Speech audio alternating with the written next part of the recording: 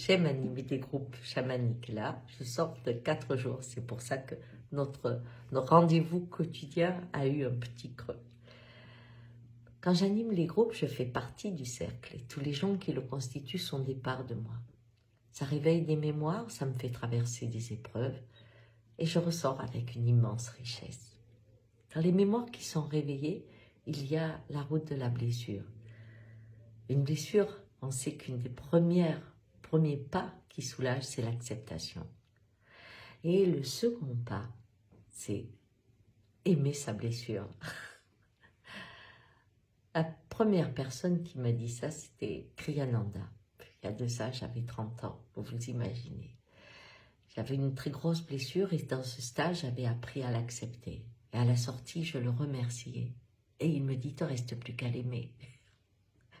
Et la blessure que je venais de vivre, je ne pouvais pas aimer l'avoir eue. Une amie qui était à côté de moi m'a dit, c'est pas aimer qui voulait dire, c'est pardonner.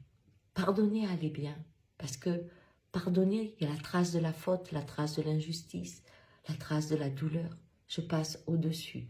Et pardonner a chevauché ma vie pendant longtemps. Jusqu'à ce que j'ouvre encore plus mes perceptions, que je me sente très proche d'un arbre qui aime communiquer avec moi et moi avec lui.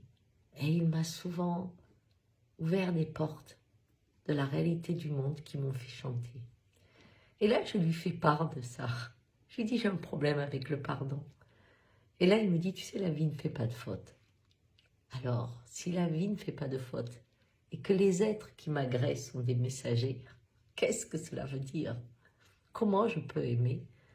Comment je peux aimer la petite fille isolée, mal comprise, un peu sorcière quand elle était petite? Si je regarde l'ombre qui m'a maintenue dans cette position, je découvre qu'elle a fait fleurir une petite fille qui observait, qui comprenait les systèmes, qui rentrait dans un monde particulier où elle n'était pas seule. Et cette part de là qui a fleuri aujourd'hui, bien entendu, est extrêmement présente dans ma vie. Mais il y a des blessures comme par exemple le viol. Quand j'ai été violée, on a peur, c'est douloureux. Et en fait, on sort de son corps. Enfin, moi, je suis sortie de mon corps et j'ai eu beaucoup de patients et patientes qui m'ont raconté la même situation. Il y a cette sortie où on sait que là, on n'est plus atteignable. On peut faire ce qu'on veut du corps, on s'en fout. On est ailleurs. Il y a une part dissociée de celle qui hurle ou qui se tait et de la part qui est insensible à tout, qui est dans un ailleurs.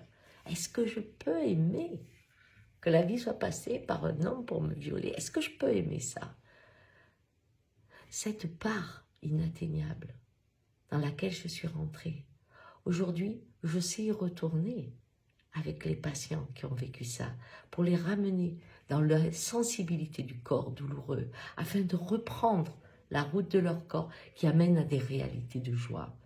Mais c'est aussi la voix du chaman qui sait sortir pour laisser les parts de lui qui vont dans les failles psychotiques sans avoir peur. Comment trouver dans l'ombre de cette terreur la richesse qui me sert aujourd'hui dans le soin? Et j'ai commencé à regarder l'ensemble de ma vie, et Dieu sait qu'il y en a eu des horreurs, et j'ai vu fleurir dans l'ombre la lumière qui fait ce que je suis.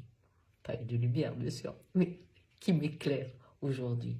Voyez-vous, la route de l'amour après l'acceptation ouvre la libération et l'amour de ce que l'on est. Et la phrase que m'a donnée mon arbre, que j'aime partager, c'est « Ne fais pas de ta blessure une parure. Laisse ta blessure être une ouverture. Envole-toi et aime ça. » Voilà, c'est mon cadeau du retour. Au revoir.